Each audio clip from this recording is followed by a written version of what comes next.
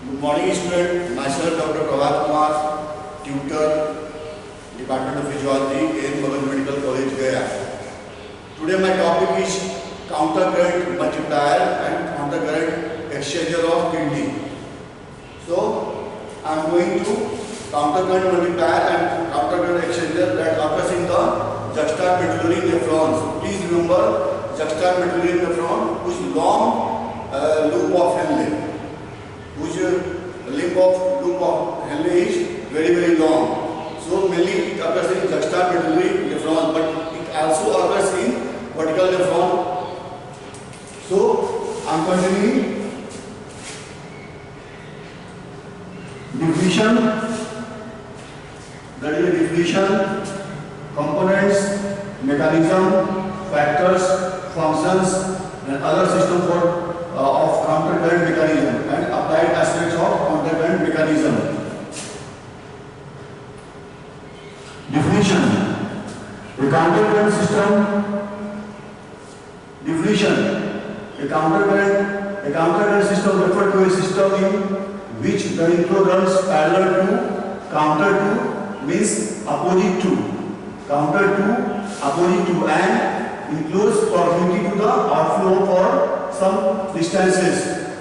So, definition of countercurrent mechanism or multiplier is a countercurrent system referred to a system in which the inflow runs parallel to, counter to, and in close proximity to the outflow for some distance.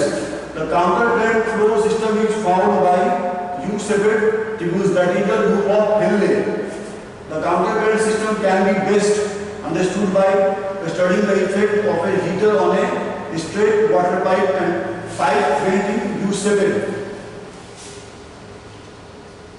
Important feature of concentrating process. The descending limb of the loop of Henle has high permeability to water and low permeability to solids. So, descending limb is permeable to water and impermeable to solids. The ascending limb of the loop of Henle has a low permeability to water but actively reabsorbs sodium. So, ascending limb is impermeable to water, near to impermeable to water but permeable to solids. The distal tubule and collecting duct also actively reabsorb sodium. In the presence of ADH, they are permeable to water. So, distal tubule and collecting duct are permeable to water in the presence of ADH. The descending limb and thin ascending limbs of the loop of Henle are permeable to urea. The thick ascending limb and cortical part of the collecting duct have low permeability to urea. The medullary part of the collecting duct has high permeability to urea that can be increased by ADH. So, ADH increases the permeability of urea in the collecting duct. The vasa recta. The anatomical arrangement of these blood vessels means that they do not dissipate the interstitial osmotic gradient created by the loop of Henle. Large changes in blood flow in the vasa recta can reduce or increase the medullary interstitial osmolarity beyond its normal value. So, this is the descending limb that is permeable to water, and this is the ascending limb of loop of Henle, that is the permeable for sodium chloride and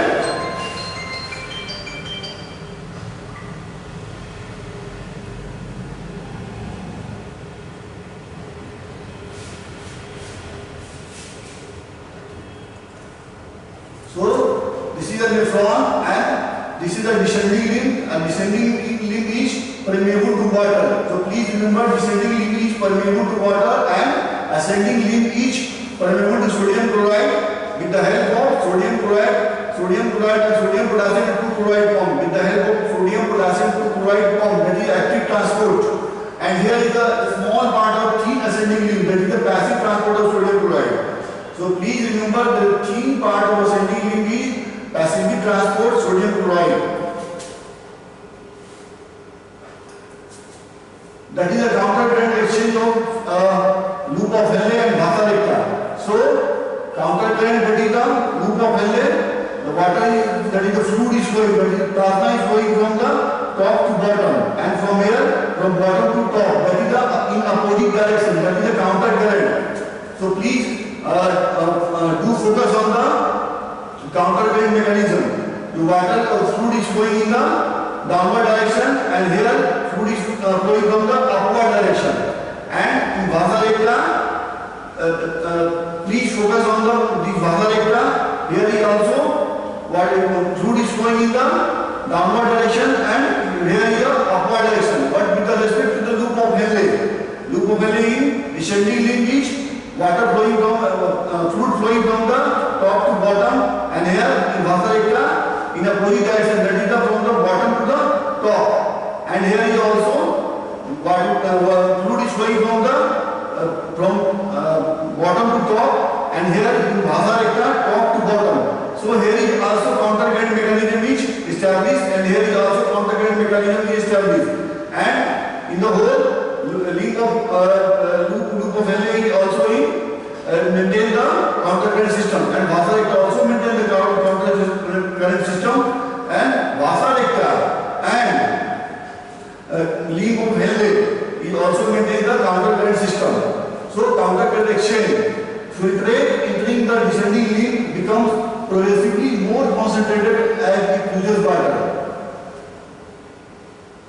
The ascending link pumps out sodium, potassium and chloride with the help of sodium, potassium, 2 chloride pump, and filtrate becomes hypoosmolar. And the Vasarekta, blood in the Vasarekta removes water leaving the loop of Henle. So I am explaining this figure in next slide. This is a loop of Henle.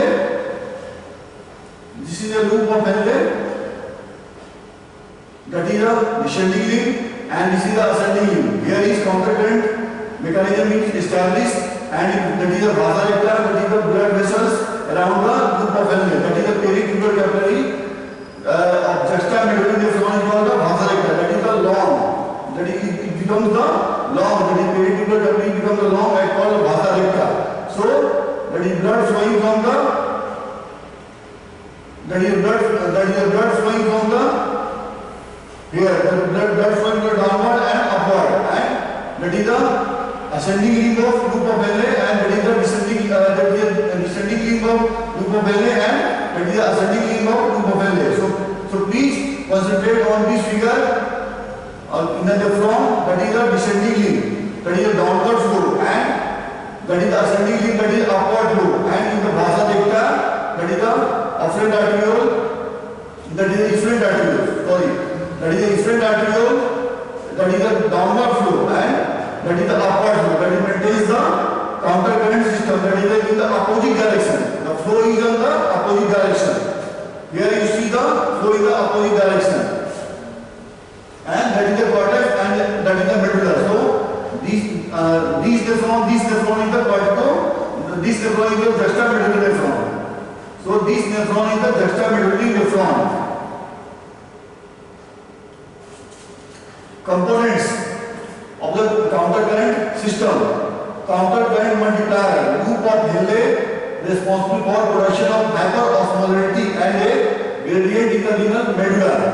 Counter current exchanger, Vasarekta, responsible for maintenance of the medullary gradient and hyperosmolarity.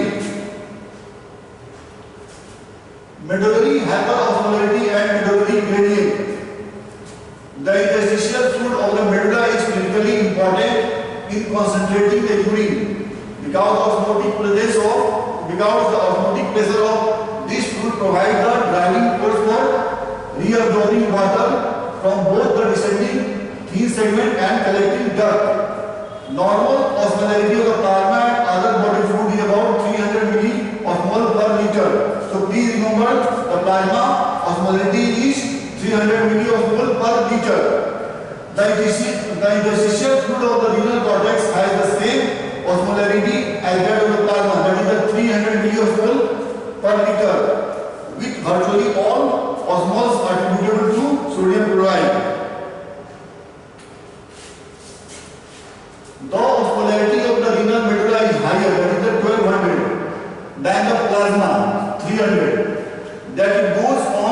decreasing progressively from about 300 milliosmol per liter water and at particular medullary junction. So that is here 300 milliosmol per liter to about 1200 milliosmol per liter, that is here.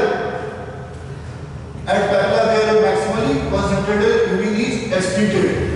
So that is the medullary concentration, that is 1200 milliosmol, and that is the particular area, that is 300 milliosmol, that is equal to plasma. Major factors contributing to solute concentration into the renal medulla are: first is active transport of sodium and co-transport of potassium and chloride with the help of sodium potassium 2 chloride pump and other ions out of the thick portion of the ascending limb of the loop of Henle into the medullary interstitium. So sodium and chloride goes into the medullary interstitium with the help of sodium potassium 2 chloride pump. Second is the active transport of ions from the collecting ducts into the medullary interstitium. Third one is facilitated diffusion of large amount of urea from the inner medullary collecting ducts into the medullary interstitium. Fourth one is diffusion of only small amounts of water from the medullary tubules into the medullary interstitium, far less than the reabsorption of solutes into the medullary interstitium. Summary of tubule characteristic, that is the urine concentration. In the proximal convoluted tubule, the active transport of sodium chloride, that is 2 plus, water is 2 plus, and sodium chloride is 1 plus, urea is 1 plus. Thin descending limb, that is the active transport of sodium chloride is 0, because thin descending limb is impermeable to solutes or sodium chloride. And water permeability is there, so water permeability is 2 plus, sodium chloride permeability is 1 plus, and urea is 1 plus. Thin ascending limb, active transport of sodium is 0, and water permeability is 0, sodium chloride is 1 plus, and urea is 1 plus. Distal tubule, that is 1 plus, active transport of sodium chloride is 1 plus, with the help of ADH permeable to water. And sodium chloride is 0, urea is 0. Inner medullary collecting duct, that is active transport of sodium chloride is 1 plus, and with the help of ADH water permeable. Sodium chloride is 0 and urea with the help of ADH, that is 2 plus. So please remember, with the help of ADH, urea is permeable to collecting duct. The most important cause of high medullary osmolarity, active transport of sodium and co-transport of potassium chloride and other ions out of the thick portion of the ascending limb of the loop of Henle into the medullary interstitium. This pump is capable of establishing about 200 milliosmoles concentration gradient between the tubular lumen and the interstitial fluid. Because the thick ascending limb is virtually impermeable to water, the solutes pumped out are not followed by osmotic flow of the water into the interstitium. Thus, the active transport of sodium and other ions out of the thick ascending loop adds solute in excess of water and to the renal medullary interstitium. There is some passive reabsorption of sodium chloride from the thick ascending limb of Henle, which is also impermeable to water, adding further to the high solute concentration of the renal medullary interstitium. The descending limb of Henle loop is, in contrast to the ascending limb, is very permeable to water. So descending limb of loop of Henle is very permeable to water, and then tubular fluid osmolarity quickly becomes equal to the renal medullary osmolarity.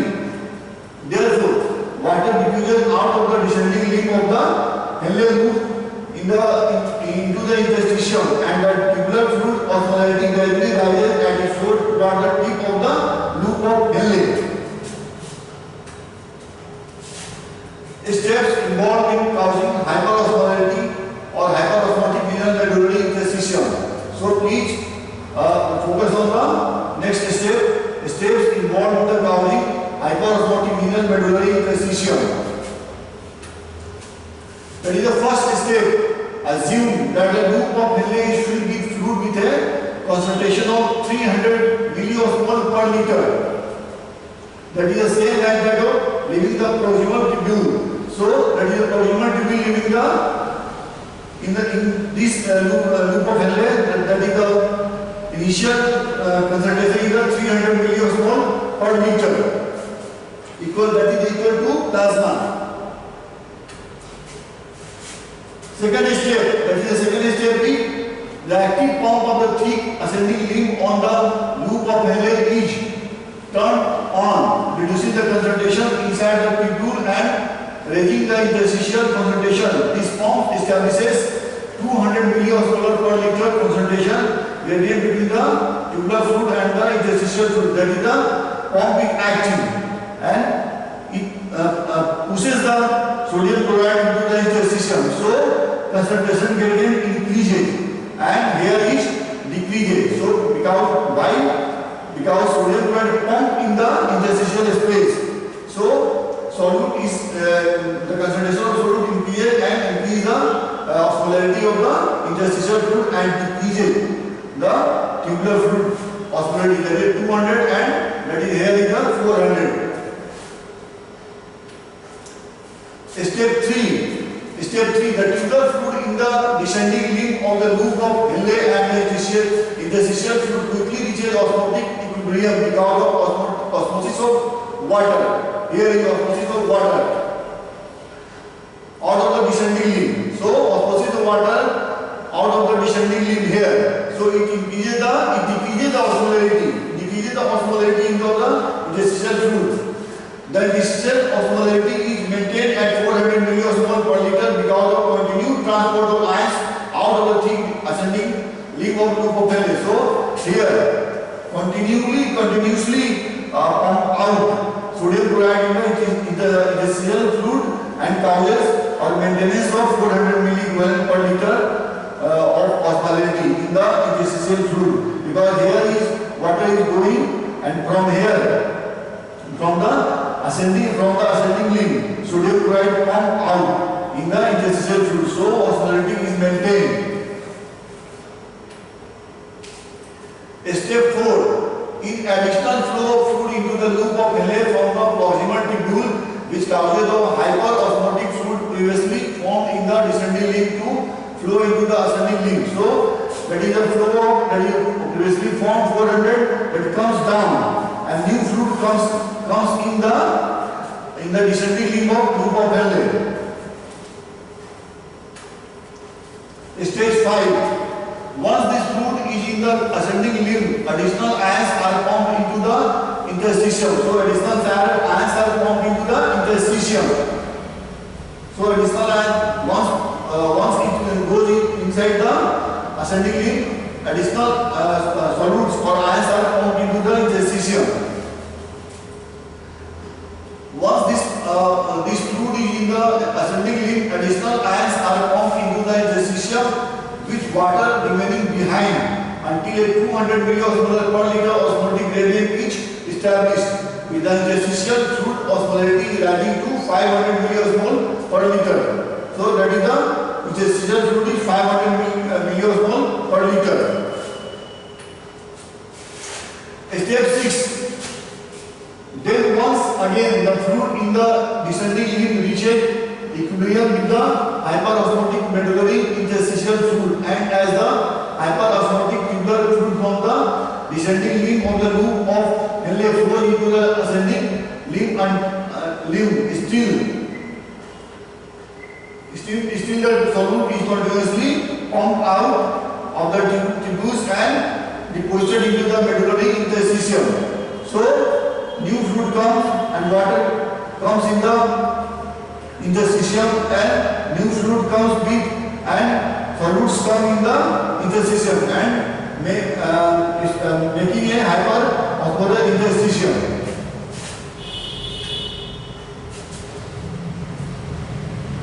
These steps are repeated over and over with the net effect of adding more and more solute to the medulla in excess of water. This sufficient time. This process gradually traps solutes in the medulla and multiplies the concentration concentration gradient established by the active pumping of ions out of the thick ascending loop of Henle, eventually raising the interstitial fluid osmolality to 1200 to 1400 milliosmol per liter. That is this cycle is repeated again and again, and next hyperosmolarity of the medullary interstitium, that is the 1200 milliosmol per liter to 1400 milliosmol per liter. All steps of counter current multiplied in one figure. So this is step 1, step 2, step 3, step 4, step 5, step 6, and finally the step 7. So please focus on this figure and try to make figure in your home or in your house, and try to understand this figure by making yourself. Transport mechanism of thick ascending limb. That is a transport mechanism in thick ascending limb. That is the sodium potassium 2 chloride form. The transport of ions in the ascending limb. In the thick segment of the ascending limb of the loop, sodium and potassium together with 2 chloride enter the tubular cells. That is the hair. Sodium, potassium and 2 chloride enter the cell. Sodium, potassium and 2 chloride enter the cell in the tubular cells. In the thick segment of the ascending limb of loop of Henle, sodium and potassium together with the 2 chloride enter the tubular cells. Second, sodium is there actively transported out into the interstitial space and chloride flows passively. So here, sodium is actively transported and chloride passively flows. The potassium diffuses back into the filtrate and some also enters into the interstitial space. So potassium diffuses back into the infiltrate, that is the tubules, and also enters some also enter the interstitial space. So some potassium is also enter the interstitial space. That is the sodium potassium 2 chloride form, which maintain or we transport the thick ascending limbs.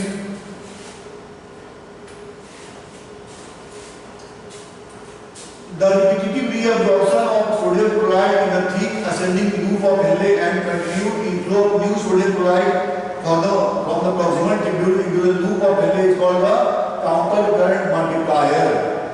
So please remember what is the counter current multiplier? The repetitive reabsorption of sodium chloride in the thick ascending limb of loop of Henle and continued inflow of new sodium chloride from the proximal tubule into the loop of Henle is called the counter current multiplier. The sodium chloride reabsorbed from the ascending loop of Henle keeps adding to the newly arrived sodium chloride, thus multiplying its concentration in the medullary interstitium. Role of distal tubule and collecting duct in excreting a concentrated urine. So please remember this figure. Role of distal tubule and collecting duct in excreting a concentrated urine.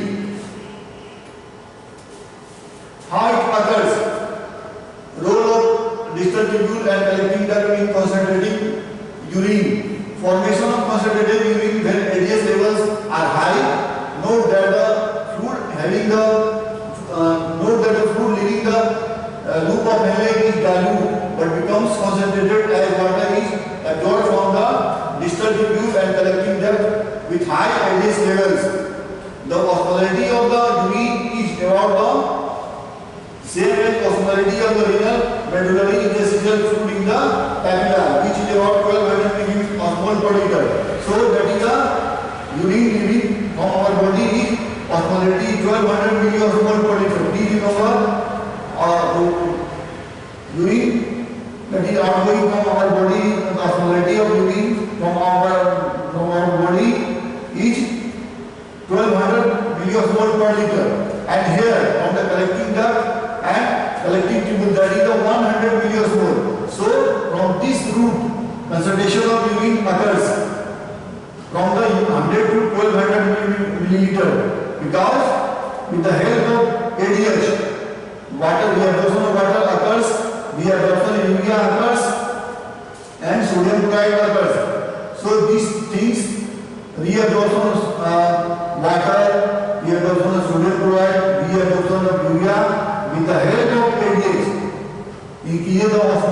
from 100 to 1200. So please remember, with the help of ADH, water reabsorption occur here, sodium or reabsorption of sodium chloride and reabsorption of urea. Increases the increase concentration of 1200 milliosmol per liter from the 100 to 1200 milliosmol per liter. So please remember this figure. That is a counter current exchange in vasa recta preserve hyperosmolarity of the renal medulla. So preservation is done by the vasa recta. That is, the preservation of hyperosmolarity is done by the vasa recta. So please remember, vasa recta preserve, not multiply. Vasa recta preserve the hyperosmolarity of the renal medulla. So please remember, counter current exchange in the vasa recta preserves hyperosmolarity of the renal medulla. How? Solute going inside so I am repeating this slide. In descending vasa recta, loses water, that is, loses water, and gains solutes, that is, water transport, blue and green is solute transport. So descending vasa recta is loses water and gains solute, and ascending vasa recta is gains water and loses solutes. So in solute is going inside and water coming from this.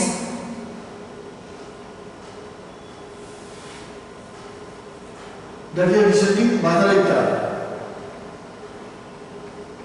That is, the descending vasa recta loses water and gains solute, and that is the ascending vasa recta loses solute and gains water. So descending vasa recta, that is the lose water and goes to the ascending vasa recta. Here is the descending vasa recta is gains solute, and that is here is ascending is lose solute. So I am repeating again, descending vasa recta loses water and gains solute. Ascending vasa recta is gains water and loses solutes and maintains hyperosmolarity. That is a vasa recta. Vasa recta do not create the medullary hyperosmolarity. So please remember, it do not create. So vasa recta do not create medullary hyperosmolarity, but they to prevent it from being dissipated. So it prevent it from the losing or dissipated. Role of urea. A person usually excretes about 20 to 50% of the filtrate load of urea. Urea contributes about 40 to 50% of the osmolarity, that is 500 to 600 milliosmol per liter of the renal medullary interstitium when the kidney is forming a maximally concentrated urine. So urea is the important thing for maintaining the hyperosmolarity up to 600 milliosmolar per liter, because the final is 1200 milliosmolar per liter. So it participates in the 40 to 50% of the osmolarity of the interstitium. When there is water deficit and blood concentration of ADH is high, large amount of urea is passively reabsorbed from the inner medullary collecting duct into the interstitium. Then, as the tubular fluid flows into the inner medullary collecting duct, still more water reabsorption takes place, causing an even higher concentration of urea in the fluid. This high concentration of urea in the tubular fluid of the inner medullary collecting duct causes urea to diffuse out of the tubule into the renal interstitium. This diffusion is greatly facilitated by specific urea transporters. One of the urea transporters is urea transporter A1 is activated by ADH, increases transport of urea out of the inner medullary collecting duct, even more when ADH levels are elevated. So please remember, urea transporter A1 or also that is the urea transporter A3 is activated by ADH. That is the urea transporter A3 is activated by the ADH. So please member urea transporter A3 is activated by the according to Guyton. Recirculation of urea contributes to hyperosmotic renal medulla. Recirculation of urea contributes to hyperosmotic renal medulla. Here is the urea contribution, urea recirculation. Recirculation of urea absorbed from the medullary collecting duct into the interstitial fluid. This urea diffuses into the thin loop of Henle here and then passes through the distal tubule here and finally passes back into the collecting duct here. The recirculation of urea helps to trap urea in the renal medulla and contributes to the hyperosmotic of the renal medulla. The heavy dark lines from the thick ascending loop of Henle to the medullary collecting duct indicate that these segments are not very permeable to urea. That is this dark line, impermeable to urea. That is this dark line is impermeable to urea and these are the permeable to urea.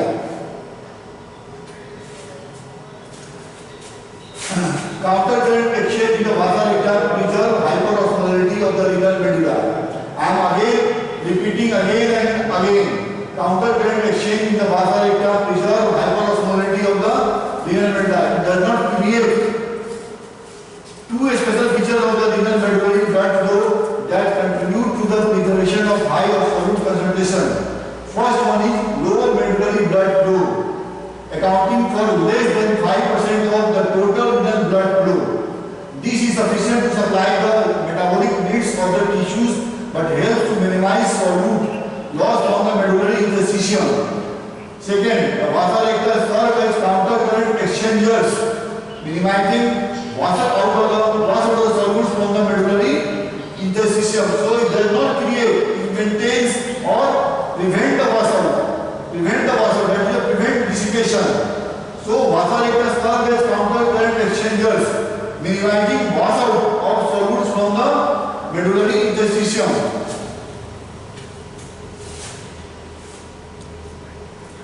That is the vasa recta. And in the descending limb, solutes go inside and water leaves. And ascending limb, water go inside the ascending limb and solute leaves. Water go inside the ascending limb and solutes comes out. And maintaining the 300, 600 to 1200 milliosmol per liter of interstitium. That is maintenance by the vasa recta. Vasa recta maintains the hyperosmolarity. Counter current exchange in the vasa recta. Plasma following down the descending limb of the vasa recta becomes more hyperosmotic because of diffusion of water out of the blood and diffusion of solutes from the renal interstitium into the blood. So water coming from the descending limb and solutes go inside the solute diffuses back into the interstitial fluid and water diffuses back into the vasa recta. Water diffuses back into the vasa recta. Large amounts of solutes could be lost from the renal medulla without the use of vasa recta capillaries. So I am repeating once again, counter current exchange in the vasa recta. Plasma following down the descending limb of the vasa recta becomes more hyperosmotic because of diffusion of water out of the blood and diffusion of solutes from the renal interstitial fluid into the blood. In the ascending limb of the vasa recta, solute diffuses back into the interstitial fluid and water diffuses back into the vasa recta. Large amount of solutes could be lost from the renal medulla without the use of the vasa recta capillaries. Factor influencing counter current multiplier or counter current multiplication.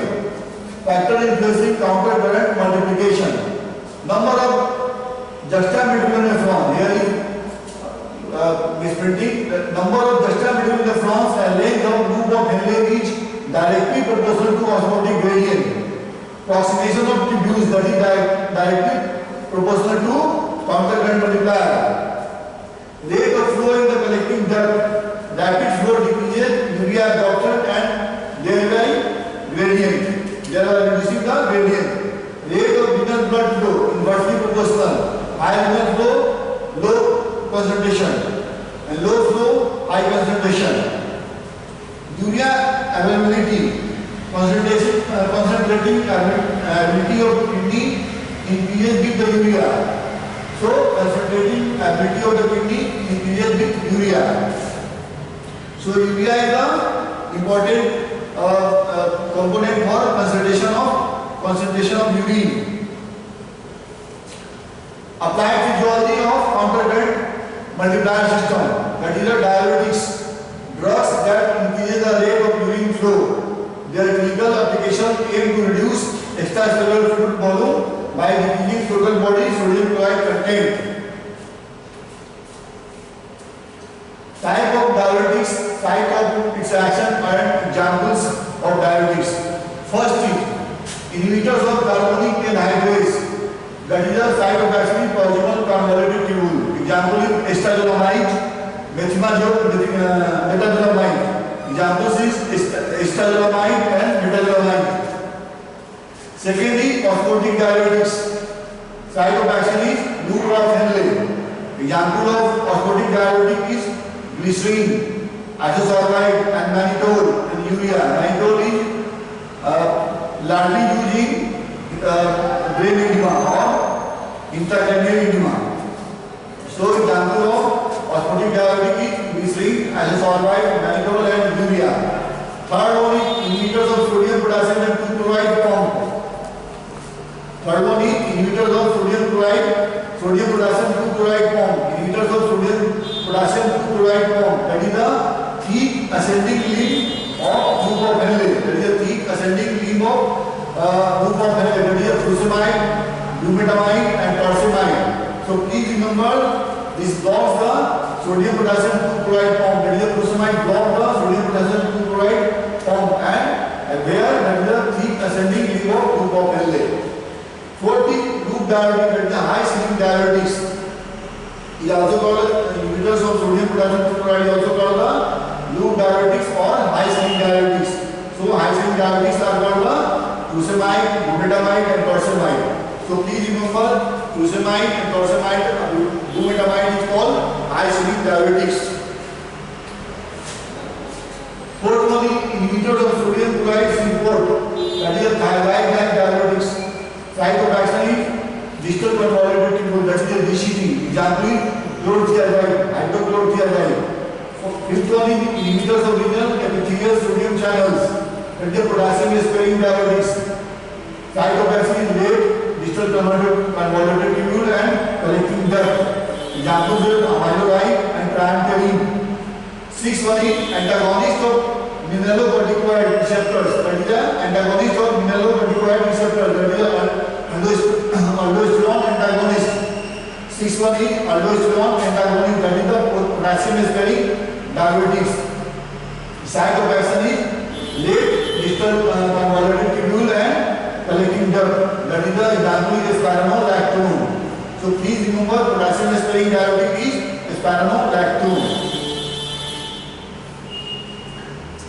Diuretic braking, compensatory mechanism. First is activation of sympathetic nervous system. Second is activation of RAA axis, that is the renin-angiotensin-aldosterone axis. Decrease arterial blood pressure, hypertrophy of renal epithelial cells, increase expression of renal epithelial transporters. And thank you.